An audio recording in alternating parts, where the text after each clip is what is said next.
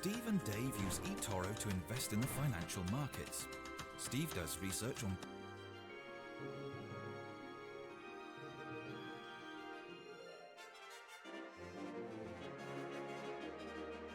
Hey you! Stop falling down the YouTube rabbit hole. Go to Wix.com and get your professional website. I know you've been thinking about it, and I know you can do it.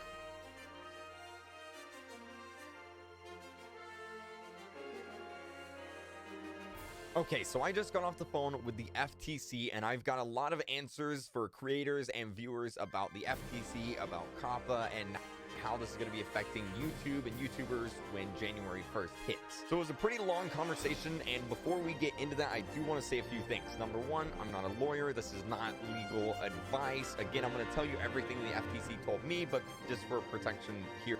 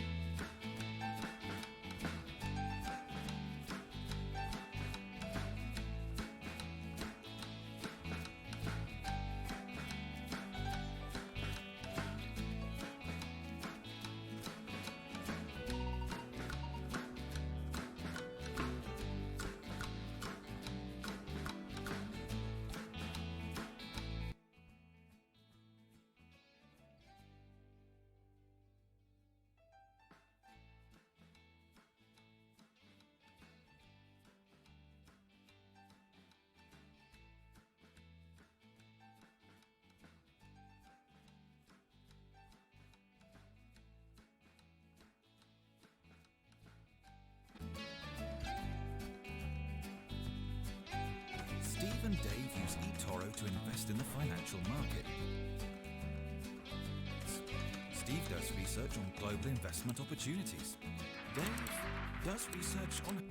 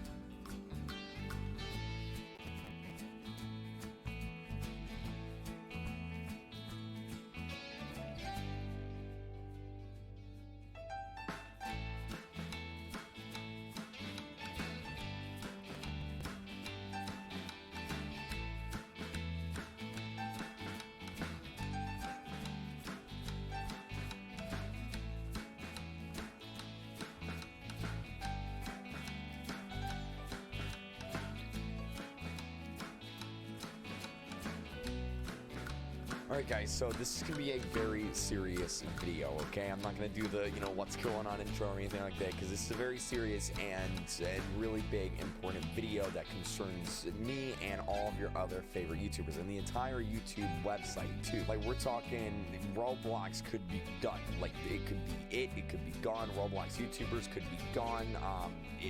This is big. This is really big, and I want to treat this with the respect that it deserves, because this is huge. But well, basically, if you guys don't know what's going on, YouTube and the FTC being the Federal Trade Commission is a part of the American government. And well, they have this law. The FTC has this law that they made in 1998 called COPA, and it stands for the Children Online Privacy and Protection Act. And what it says is that any website or company or business online cannot collect any sort of data on anyone under the age of 13. So essentially kids. You know, if you're familiar with YouTube, you know how it works. Basically, they track what videos you watch, they track what videos you like, what videos you engage with, and then they recommend you new videos based on what you've previously watched.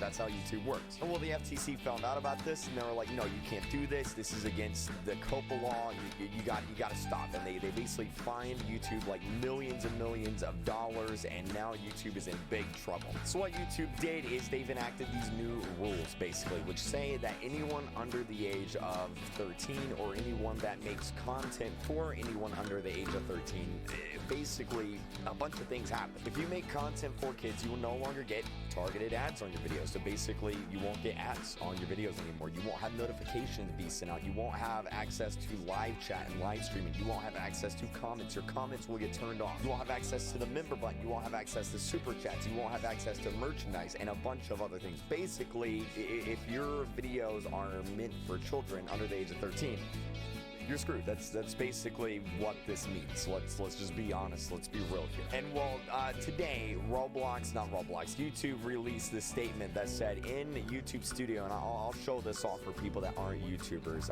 you're going to see a new setting requiring you to indicate if your content is made for kids. This is part of the changes we announced a few months ago in relation to laws protecting kids' online privacy. Check out this video for more details. And then they made a video going over this, but I'm going to tell you guys everything, so don't worry about it. They said this new audience setting is to help better prepare you for changes coming in January, where we will stop serving personalized ads on made-for-kids content entirely and disable some features like comments and notifications to comply with the law. We'll also use machine learning to help us identify kids' content, so don't be alarmed if your audience has already been set by you for you by YouTube. In most cases, you'll be able to override this if you think it's a mistake. We trust you to self-designate your content. Our systems will only override self-designated made-for-kids content in case of error or abuse. And then here's the entire page on YouTube and Google having to pay $170 million for violating this law. I have all these links down in the description, by the way, if you want to read them. But basically what YouTube is saying is if your videos are made or marked as for kids, then you're pretty much screwed, okay?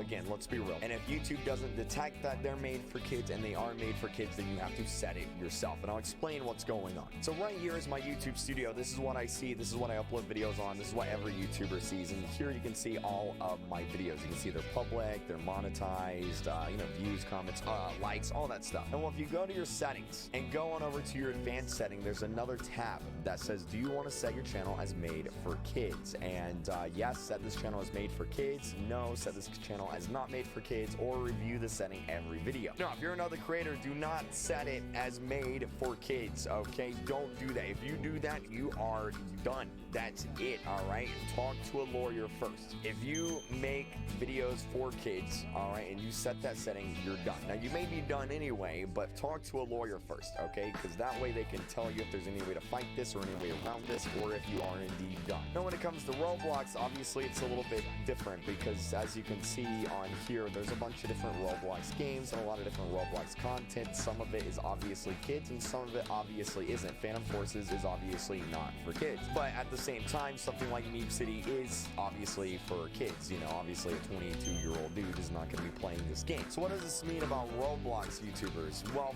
I have information, but I can't really explain, I can't really tell you exactly because, I'm not a lawyer. But basically, and I'll show you what's going on here.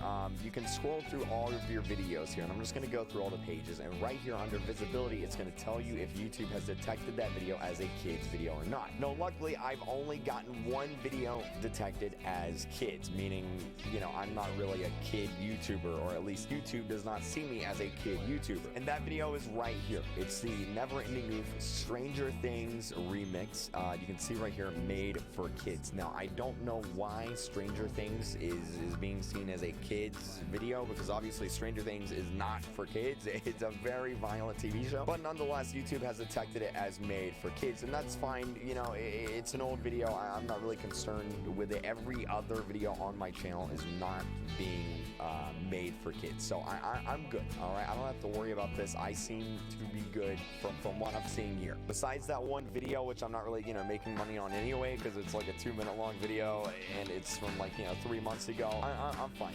But there's a lot of YouTubers that are not fine. Chad Allen here, he does a lot of Roblox, and he does a lot of you know, gamer Chad. You guys can look him up. Actually, we'll go ahead and look him up here. Basically, he does a lot of Roblox animation and kids cartoons here. And well, he was forced to mark his entire channel as for kids, and as a result, he's quitting YouTube. That's it. That's it. You can't really do anything about this because that's the law. And it's the same with Delastic here. A lot of her videos here got hit, as you can see. These are all toy reviews here, except for the Funko Pop. Apparently Funko Pop is not for kids, but it says right here, public, made for kids, made for kids, made for kids, made for kids, made for kids, made for kids. And obviously that's not good for her, because if enough videos get marked as made for kids, basically if the majority of your videos are getting marked as made for kids, and your entire channel is going to get marked as made for kids, and that's it. You're done. Now, since I know a lot of you guys are going to have questions about your favorite YouTubers and whether or not they're good or not, honestly, I can't really answer that. I'm not them. You'll have to ask them yourself. I know Username is good. I know, I think Poke is good. I think Russo's good. And a few others I know are, I think Albert's good too. Now, with all this being said, the reality is you can't just pretend it's not happening and just set everything to not for kids. Because if YouTube detects that your videos and your channel is for kids and you say it's not, then what's going to happen is the FTC is going to swoop in and they're going to make you pay a fine of $42,000 per video. If we do the math here, I have over 3,000 videos, okay, times 42,000. We're looking at $126 million. Obviously, I don't have that. A lot of YouTubers probably don't have $126 million. That's a lot of dollars. So for any YouTubers watching this that aren't sure about what to do, maybe you do like Royal High School videos and you're concerned, you don't know what to do, maybe contact a lawyer. Contact a lawyer and ask them. That's the best thing.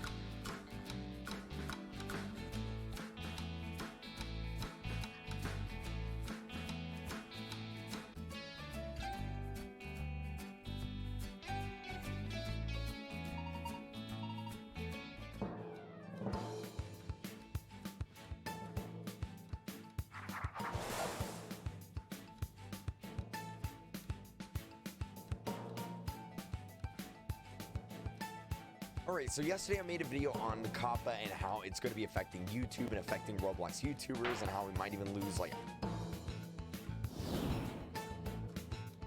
our channels, some of us. And well, if you haven't seen that video, definitely go check that out first. I'll have a card on screen and a link down in the description. It's very important that you watch that video first. But in this video, I kind of want to give you guys a few updates on a few things that I've learned since that video, a few things that I have learned today and that YouTube has said today, and kind of talk about what I'm going to be doing as a YouTuber here. Am I going to be quitting Roblox?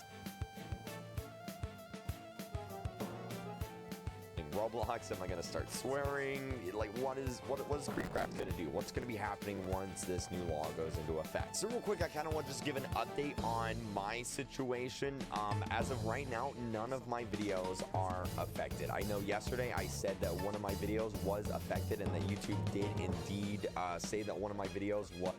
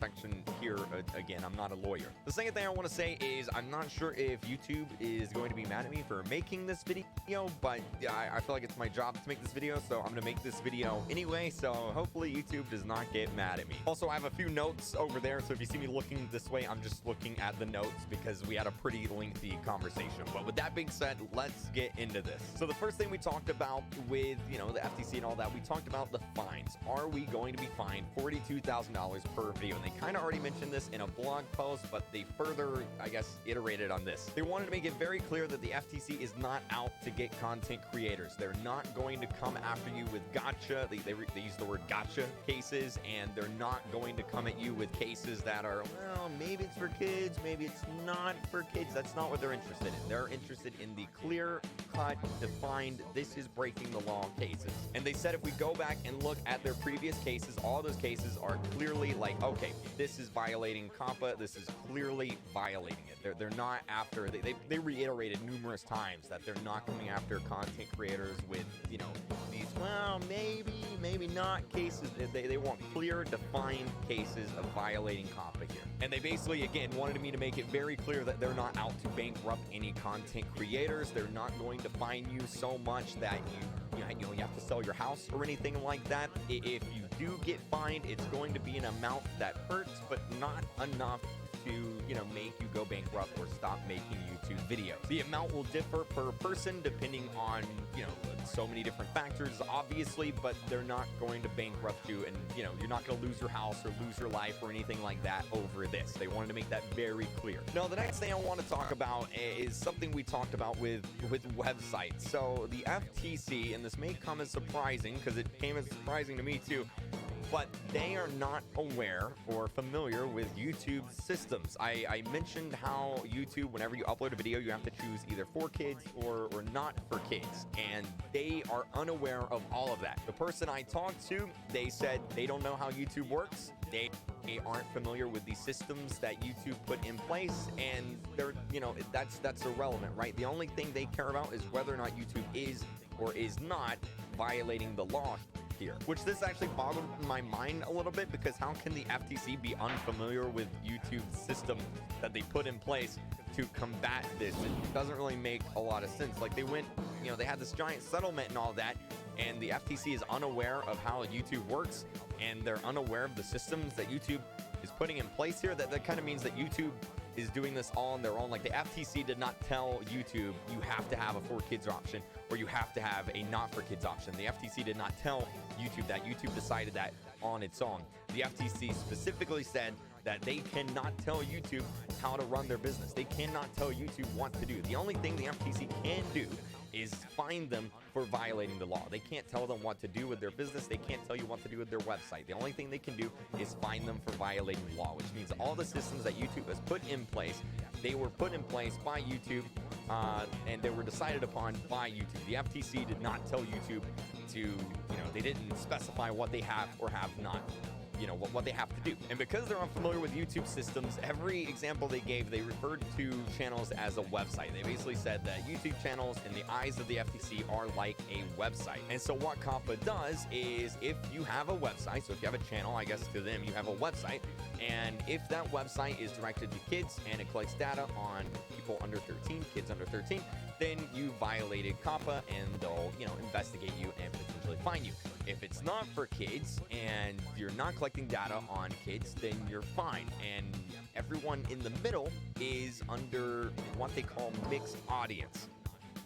I've talked about this before, and I know I've even talked about this before, but the FTC specifically mentioned that there are three possible choices for COPPA. Either your website is for kids, either it's not for kids, or there's a mixed audience option. And I'm going to use Roblox as an example here because Roblox is a mixed audience. How it works is you can create an account under 13 that has restrictions on it, or you can create an account over 13 that doesn't have restrictions. And according to the FTC, YouTube could be giving us this option, but YouTube is not giving us this option. Why they're not giving us this option, I don't know. I'm not YouTube. I'm not a lawyer. That's just what the FTC told me. They said, hey, man, look, if you believe that your content is a mixed audience and, you know, you feel like you should have that option, go complain to YouTube about it, because we can't do anything, because we can't tell YouTube what to do. They said that numerous times. We cannot tell YouTube what to do. This is entirely on YouTube. So YouTube, if you're watching this, please give us the option of a mixed option. For kids and not for kids is not good enough. We need that mixed option according to the FTC. Again, I'm not a lawyer, but according to the FTC, that is what they said. Now, the next thing I asked them is, if we are in violation of this, let's say, for example, that I mark my videos as not for kids, but the FTC decides they are for kids, what will happen? How will they find me? And they said what will happen is they'll either send me a warning letter in the mail being like, hey, you know, cut it out, or they'll send me a subpoena or a letter requesting more information. And a subpoena is essentially, you know, them asking for more information, and you're legally required to give them more information. If you don't give them more information, you'll get in legal trouble, so you basically have to give them more information. And they said the more information that they're talking about here is demographic information. They want the demographics of your website, or in this case, our channels. Again, they keep referring to our channels as websites, even though they're technically not, but that's a whole nother discussion.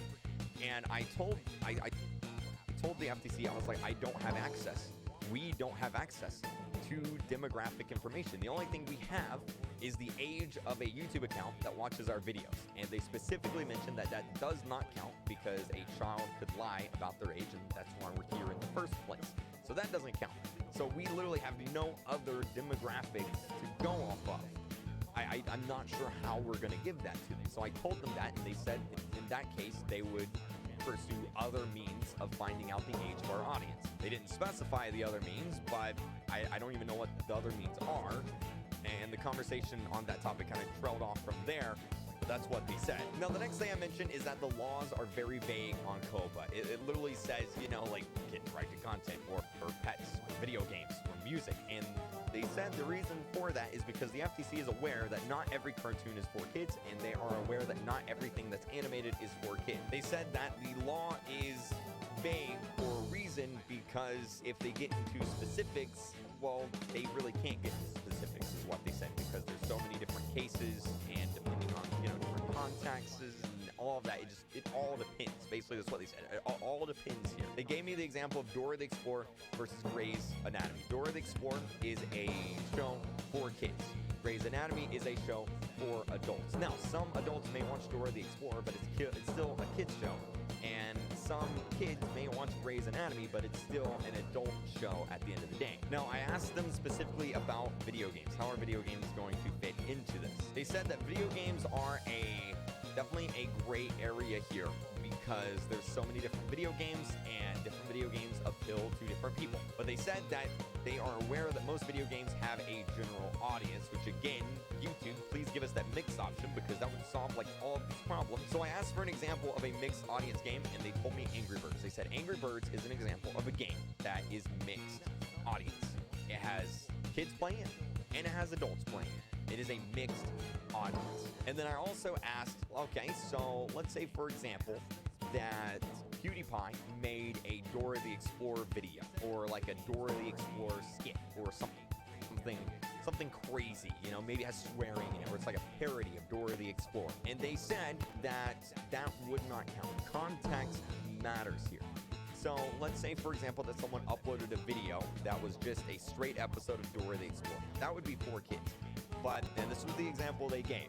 They said if, you know, a few years back, Saturday Night Live did a Dora the Explorer episode. And that is not for kids, okay? If it's a Dora the Explorer skit or parody made for adults, then the context of that is that it's made for adults and it's not for kids. Just because you're using a kid's character doesn't necessarily mean that it's automatically for kids. They also gave me another example on context. So let's say, for example, you're a toy channel, okay? They said if you're a toy channel and you make a video showing parents